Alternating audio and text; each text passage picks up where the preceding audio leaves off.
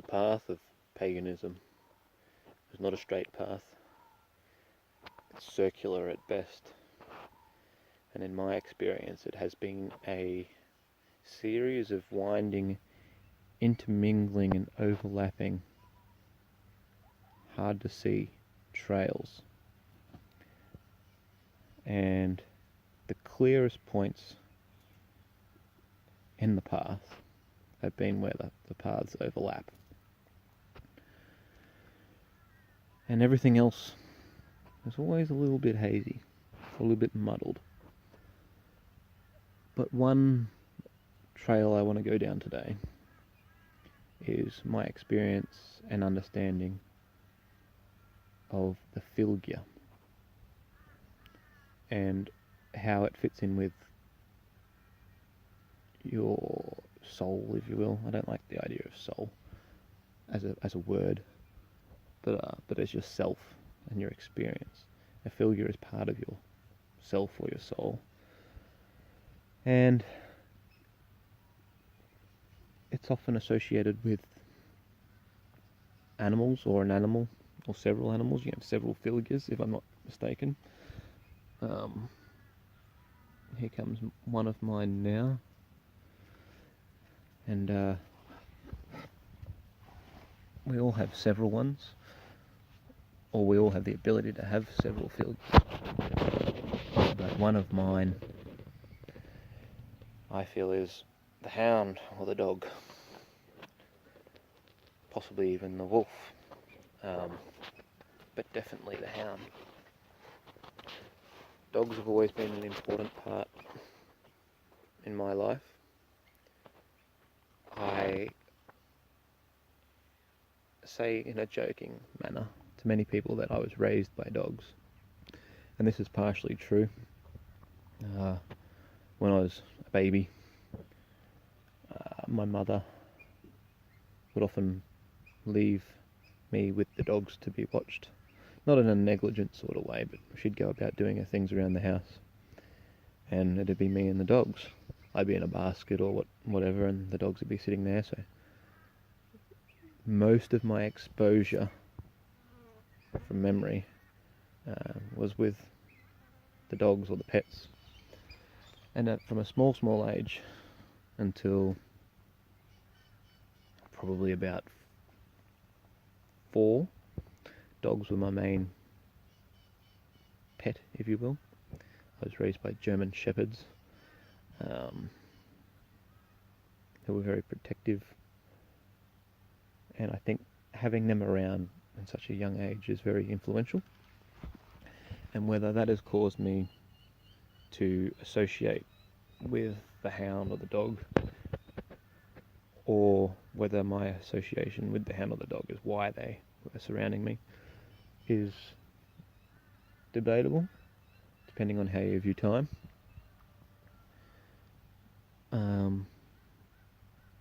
But they've always been important, dogs, to me. Honourable animals, honest animals, and one of my animals is a hound. It's my Fylgja. And one of my experiences with one of my dogs is how I began to understand this concept and understand the parts of the self or the soul, and how life is recycled and where our memory and our energy is stored. And when I was working nights, this is years ago now, nearly 10 years ago, I was working nights in construction. And during the middle of the night one time, when I was mid-shift, I spontaneously had a nosebleed. This could be a total coincidence, of course, but what happened was, I didn't know why. At the time I put it down to something like dry air, or tried to just explain it away without too much thought. But the next day, in the early hours of the morning, I received a message from my family to let me know that my dog had died in the night. And as I said, my dogs are very important to me. I've always felt a very close bond to my animal, especially my dogs. And the time of death of my dog would have been around about that same time I had this nosebleed. Now, it could be coincidence, but it is a meaningful coincidence to me. And to me, this part is some sort of me dying when my dog died. And for a few months after that, all my dreams changed. I made another video about a little bit about my experience with dreams. I think they're very important. I think they're very informative. And I'm particularly in tune with my dreams, so I remember a lot of them. And I remember this time in my life very, very well. Every day, all my dreams, from the time when my dog died to when I got a new dog and bonded with my new dog, all these dreams were very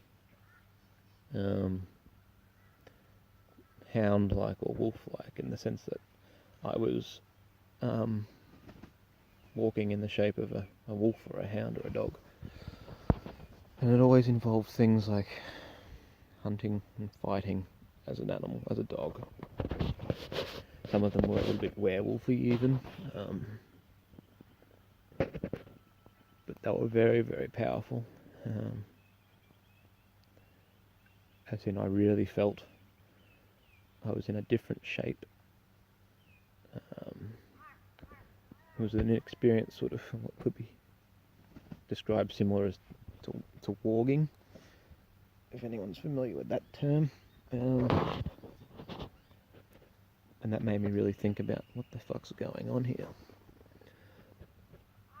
But after I got my new puppy some months later, and we settled in, he settled in my house and everything, those dreams went away.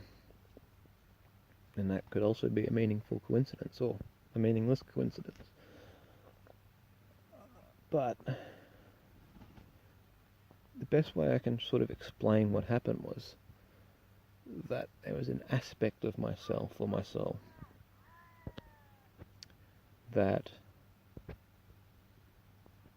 was being stored in another body or shape. And when that shape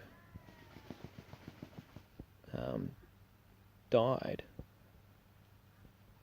all that energy and emotion was forced back into my human shape, and I was forced to deal with it. And that was expressed a lot in dreams. It was expressed a lot in my waking life as well. My energy was changed dramatically for those few months.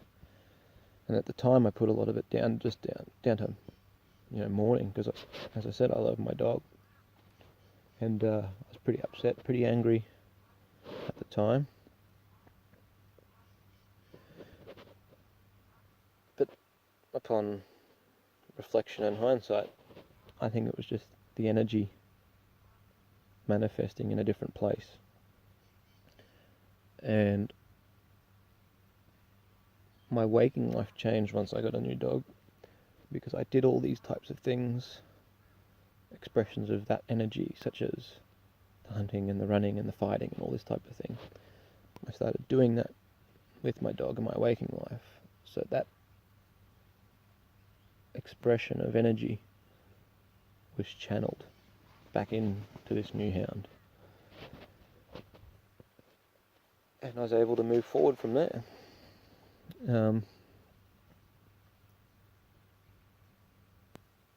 years later, with my new hound, my current dog, I experienced another meaningful coincidence.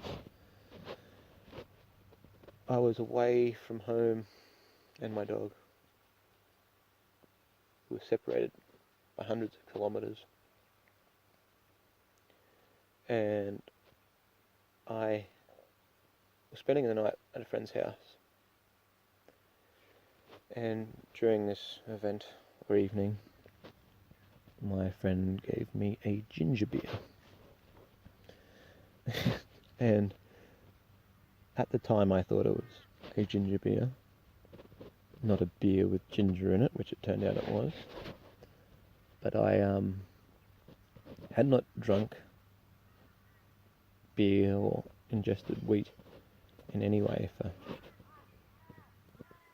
for a long period of time. I'd detoxed from it, and I'd found out, long story short, I was a celiac, and I don't do well with gluten, as celiacs are cursed, and I wrongfully drank from this beer, and as soon as it hit my mouth, I tasted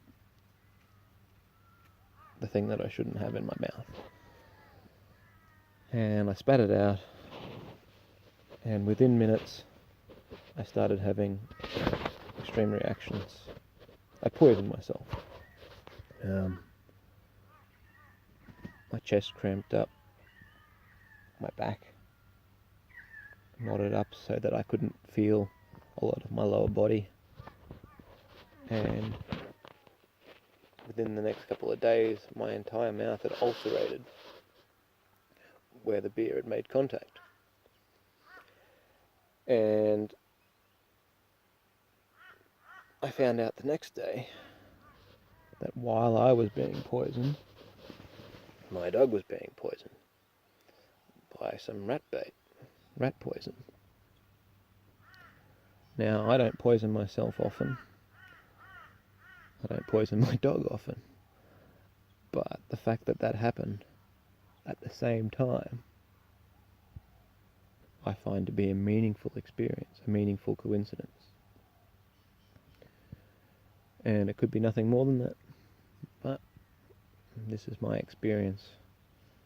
And this has helped me to understand what a Fylgja is. And in that poisoning experience, I found out that my dog was in a pretty bad way. On my way home, my wife let me know that he was going to get treated for this poisoning. And I was on my way home. I was a couple of hours away. And I wasn't sure if I was going to see my dog alive again. And I knew what the death of my last dog did to me. And I started going through all those motions and emotions again. And basically preparing for his death. And in doing this, I was thinking a lot about sacrifice and the sacrifice of life and the balance of birth and death. And during this time, while I was driving, my wife was also pregnant with my first son. And part of something that I accepted in this chaos in my mind was that maybe the death of my dog is the price I have to pay for the birth of my son. And that was a price at the time I was prepared to pay. The conditions were not fun, but I was prepared to pay that price. And it turns out my dog survived, and it wasn't the case. That started me down a way of thinking, which prepared me for another death in my family. Oh, a death that was about to happen in my family. Not long after this experience, which, had I have not had this experience with my dog, with my Fylgja, a couple of months earlier, I probably wouldn't have coped nearly as well as I did with the death that followed, which was of my grandfather. And I think this is the purpose of the Fylgja, or one of its purposes anyhow. Because what I have read about a Fylgja is that while its name translates to something along the lines of the follower, it is also said that the Fylgja also goes before the person. So whatever experience the Fylgja experiences, the person experiences after, or something along those lines. And the way I see it is coping with the death of my dog prepared me for the coping mechanism for the death of my grandfather. And that was very, very useful.